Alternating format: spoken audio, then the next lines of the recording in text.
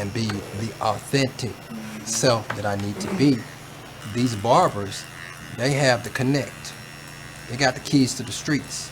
You know what I mean? So it's so important that that relationship is intact with the client and the barber, but it's also very important that organizations like NAMI and the Cat Fest Project are on the front lines as well in the community, meeting people where they are. Check it out. Check it. In a time where COVID-19 has further impacted historically underserved populations, community interventions like this are more important now than ever before. The mental health of communities of color has been disproportionately impacted by the pandemic, and we have also seen a large impact among youth and young adults across every racial and economic strata of our society. In just the first half of 2022, we've seen far too many young people tragically lose their lives to suicide. Our youth are in crisis, and the need for investment in early intervention is more urgent now than ever before. Here to talk about the work we're doing at NAMI to reach our young people is Barb Solish, Director of Youth and Young Adult Initiatives. Barb, thanks for being with us. Thanks, Dan. Here at NAMI, we passionately believe that representation matters. We have a phrase, nothing about us without us, which means that in conversations about how we can help, people with lived experience need a seat at the table. That's why we created NAMI Next Gen, a 10-member young adult advisory group to help innovate NAMI's programs, content, initiatives, and projects to meet young people where they are. Meet a few members of NAMI Next Gen now. I hope to break down barriers to mental health care and provide youth and young adults with accessible resources regardless of economic status. My previous experience as a NAMI helpline volunteer showed me how accessibility to resources varies and how that accessibility can greatly affect outcomes. Accepting that you have a mental health illness does not mean you are that illness. Accepting that only means that you can find and use the best tips and strategies in order to help you best cope with your illness. Finding a support system is very important in navigating through your mental health journey. This could be through family, friends, NAMI support services, or all of the above. One of the reasons why I'm a mental health advocate is because mental health is health. And often people ignore that. And so having people around you and having advocates who are continuously reminding people to take care of their mental hygiene, support each other, and be a source of destigmatization and love is so important for people, especially when it comes to the lives that have been taken because of mental illness. The more we speak about it, the less stigma there is, the more people that can get help. That is why I'm a mental health advocate, and that is why I do the work I do. I hope you will join me in my advocacy, and it is so great that more and more people are talking about mental health. Thanks so much, guys. It is so great to have you on the NAMI team. There are so many passionate young people who want to make a difference. We're proud to be engaging with young people of all ages, like 10-year-old Takari, who reminds us you are never too young to make a difference. Let's hear from Takari and his grandmother now in their own words. It all started with a project in my school, Varner Elementary, with Miss Mendenhall, and she wanted us to do a community service project, and a bunch of ideas shot up into my mind. But one that really stood out to me was like trying to end mental illness and helping people mentally. So I thought of my family first. My grandpa died because he had Parkinson's, and that really stressed my whole family. And my aunt, she died because of COVID like 6 months ago, and that really stressed me out. And I had a couple of friends that were like very active, a little talkative, very energetic before like we went virtual in COVID. But when we went back to school, I could see that they were very stressed. They weren't that active. They didn't really talk as much as they used to. And my solution to that problem was to make snap-it bracelets. and I made like little packs with my business card in it. I had a snap it bracelet, and anytime you got stressed or anxious, you would just snap it, and then it will get rid of all those negative feelings and remind you to breathe.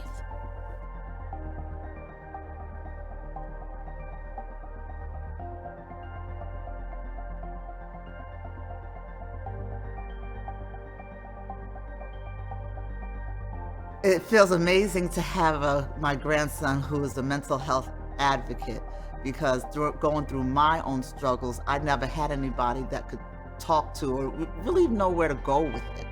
And for him to be so young and know that it's okay to be not okay, and we can go ahead and ask for help and help others and support others, I think he's doing an amazing job, and I'm so proud. We're amazed by all of the work that Dakari and other kids like him are doing to increase awareness and resources for people living with mental health conditions. Another way we've been working to engage with kids is through Meet Little Monster, a mental health coloring and activity book for elementary age kids created by NAMI Washington. Meet Little Monster helps young children express and explore their feelings in a fun and creative and empowering way. It's available for families, organizations, teachers, and young people across the country to download on NAMI.org for free in both English and Spanish. We've also adapted our program for middle and high school students, NAMI Ending the Silence, to an online format to make it more accessible to schools, youth groups, and community organizations across the country when an in-person presentation is unavailable. To learn more, you can visit NAMI.org/ETS. We have many new groundbreaking initiatives to meet the youth mental health crisis on the front lines. And we are proud to announce an incredible partnership between the Girl Scouts and NAMI to provide mental wellness workshops for girls, as well as training for staff and volunteers. Innovative partnerships like these expand access to NAMI's education and resources to young people across the country at a time when it's needed more than ever. Thanks, Barb. What you and your team are doing is incredible. We really appreciate it. I know those are just a few of the many ways you all have been working to address the critical need for youth mental health awareness and resources. As Barb mentioned, here at NAMI, one of our guiding principles is nothing about us without us. That applies to everything that we do. We know that there is power in elevating people's lived experiences. Sharing our stories can help humanize statistics and let others know that they are not alone. That's also why NAMI has created its first ever book, featuring more than 100 voices from the NAMI community and beyond about their lived experiences with mental health conditions. They are joined by leading experts in diagnosis, treatment, and recovery. Here to talk more about it is the book's author and NAMI's Chief Medical Officer, Dr. Ken Duckworth. Dan, thanks so much. As you know, this has been a dream of mine for 15 years. I'm very honored to be your author. This book could not be coming at a more important time. As we continue to work through the impact of the pandemic, we're very aware that many people are struggling right now. We're thrilled to offer this new book as one more possible avenue for help and hope. This is actually the practical book that I myself needed when my father was having recurrent episodes of bipolar disorder. It contains expert advice and wisdom from real individuals and families. Not only does it offer stories of lived mental health experience, but it also includes expert guidance on diagnosis, treatment, and recovery for those experiencing a mental health condition. As Dan mentioned, it also features inspiring true stories from over 100 people from the NAMI community and beyond, in their own words. The book will be officially released this fall, but is currently available for pre-order. You can scan the QR code on the screen or go to NAMI.org/notalonebook. All of the proceeds from the sale of this book go to support the NAMI mission. I look forward to talking more about the process of writing the book and why it's so important at our plenary session tomorrow. Thanks, Ken. I know this will be a powerful resource for so many. Just the title itself shares an important message that is at the core of NAMI. You are not alone. A big part of reimagining our new normal is about breaking stigma and sharing our stories through avenues like this new book. Another part of it is about advocacy and how we can ensure people experiencing a crisis receive help, not handcuffs. Our Chief Advocacy Officer, Hannah Wesolowski, is here to briefly talk more about advocacy efforts and what it means to truly reimagine crisis response. Hannah, thanks for being here. Thanks, Dan. Our team has been working harder than ever this year to create policy changes that support people living with mental health conditions, their families, and their loved ones. From healthcare to housing to schools to the criminal justice system, we're working on critical issues that have major impacts on people's lives every day when it could not be more urgent. As Dan mentioned, we have the opportunity to reimagine what our new normal can look like, particularly in regards to our crisis response system. Next month, 988, the new 3-digit national hotline for suicide and mental health crises, will officially go live. But when it goes live and people begin dialing 988, will there be someone to answer the call? What help will be available on the other end? Many states are still lacking the necessary infrastructure to truly realize the promise of 988. On the federal, state, and local level, we need legislators to provide funding for 24/7 crisis call centers, mobile crisis teams, and crisis stabilization programs. Over the last year, NAMI alone has written more than 65,000 letters to Congress, and we've been convening monthly meetings with more than 500 state advocates and state policymakers on 988. But our work is far from over. It will take all of us working together to truly change the status quo. For more information on how you can get involved, visit nami.org/988. From city councils to state legislatures to the U.S. Capitol, we all have the power to make a difference for mental health. Here's one example of how local and state grassroots efforts in Georgia are moving the needle on mental health parity. You recently testified here in the state of Georgia for the Mental Health Parity Act. How did you paint the picture in your testimony? It took a lot of courage to share my lived experience. After listening to a lot of testimonies of Georgians talking about their challenges with mental health, it brought everything together of why this bill is so important. As a suicide survivor, the challenges over 50 years of what mental advocacy should do for the community made it very clear that this bill has to go through, and it has to go through to serve all Georgians. What has the visual been of having that lived experience actually testifying or speaking to mental illness? Profound, absolutely profound. If you're sitting out there and you're wondering, should I get engaged in the process, no matter where you're at in our country, I'm saying to you right now, do it. Because we have a ton of policy wonks that will come up and speak to us about the policy. They'll talk to us about the implication of the practice. But what ties it all together is really what folks are shouldering most of the time quietly. They're shouldering the fact that they might have a son like I do, or a daughter, or a cousin, or an aunt who are having challenges with mental health, with substance abuse, and being able to tie it together, hearing about the difficulties of navigating the system, hearing about the difficulties of being told, oh, you can only see a mental health professional 12 times in the year because we don't have parity. And so you start hearing things like that and you start realizing, you know what, this is more than just numbers. This isn't an appropriations bill. It isn't just your normal policy bill, but I'm telling you right now, that is what has caused us, in my opinion, to see such an amazing amount of momentum behind this bill are the people, not the policy wonks, who've made the difference. What we do every month at NAMI Georgia is we have an affiliate development call. And on that affiliate development call, we give an advocacy update and ask our family members, our peers to get involved. In addition to that, what we've done this past year at the request of Chairman Tanner was we gave them all the bills that were active and allowed them to do a survey monkey and to give us input on what bills were important to them and what bills were not. They have come to the Capitol or done videos for us to take to the Capitol and shared their story of how hard it was to get services in Georgia and what they needed to change that. Representative Todd, would you speak to parity? Mental health parity. I want to go ahead and do a 101. Okay. Effectively, a mental health disease is the same as a physical disease. And if you have unlimited doctor visits to your oncologist, your orthopedic surgeon, your general practitioner, your OB, then you should have unlimited visits to your mental health professional. A disease of a bone, the cancer, should be treated very seriously and be taken care of proactively. But the disease of the mind should not be treated any differently. It should be treated with the same efficacy, the same care, and the same time. So we want to have that parity or that equal. That's fantastic. Well, thank you for the hope that you're instilling in the community, what you shared with us today, and also thank you for the passion and the hard work and the partnerships.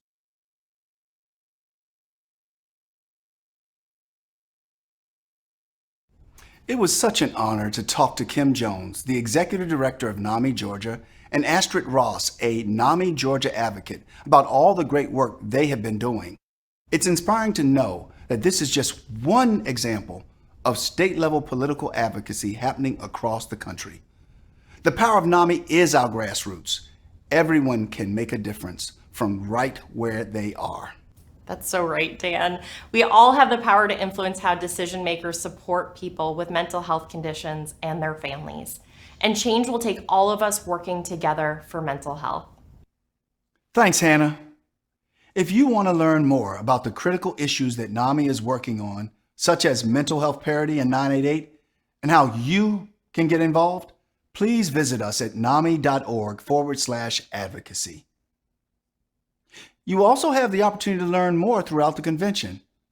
We will be speaking to legislators, advocates, and leaders in the field. As you've heard, shared lived experience lies at the heart of NAMI. It is also what makes NAMI the go-to organization for peer-driven help and support. It is the power of NAMI's community and its shared experiences that drives the impact of NAMI and its support groups. And it reinforces, just like our upcoming book, that you are not alone.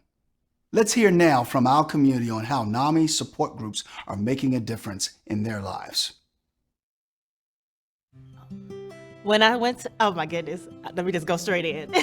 When I went to my first support group meeting, I recognized that I wasn't alone and that there were other people who were like me who were engaging their own mental health recovery. And they welcomed me in with open arms and there was no pretense. I was like, wow, I have a place that's mine that I can attend and I don't have to feel like I have to walk this journey out by myself anymore. Or people judging me or being misunderstood. I finally felt understood. So I joined the Young Adult Support Group and was just like so open about who they are and so welcome and accepting.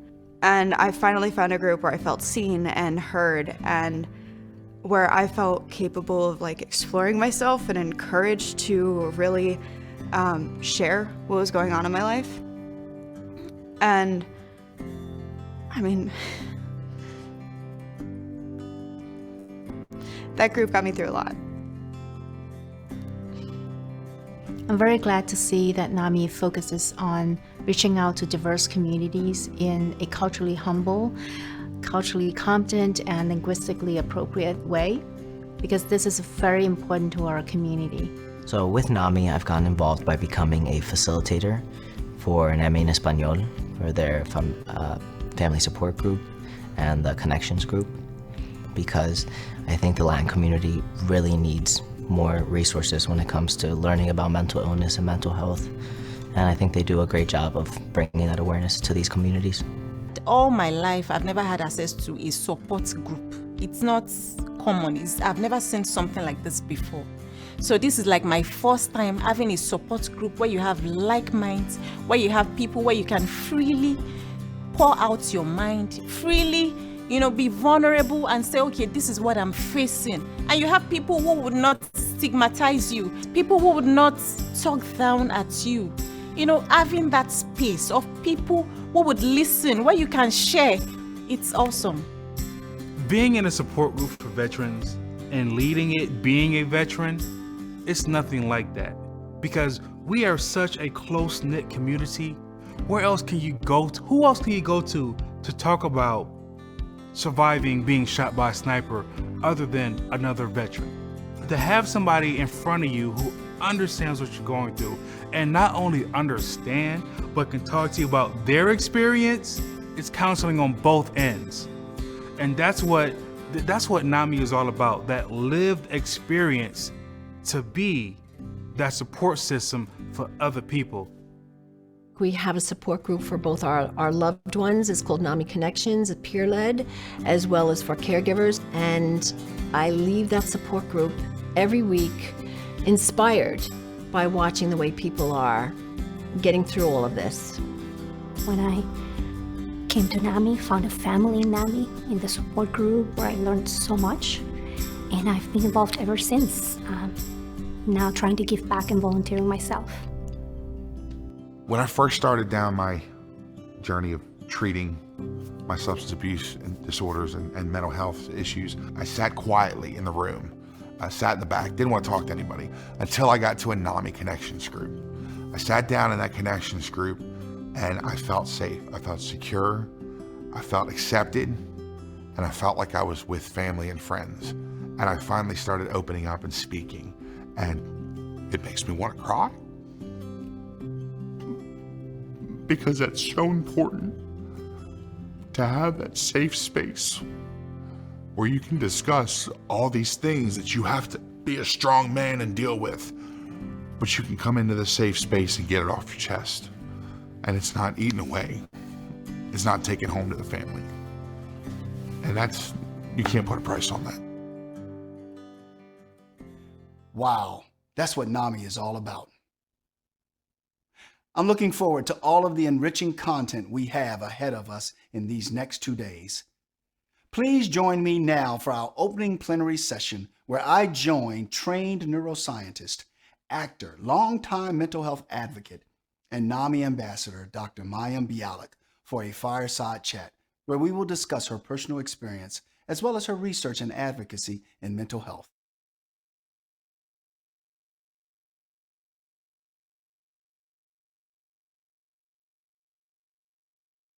Hello, I'd like to welcome you to our third virtual NAMICon, and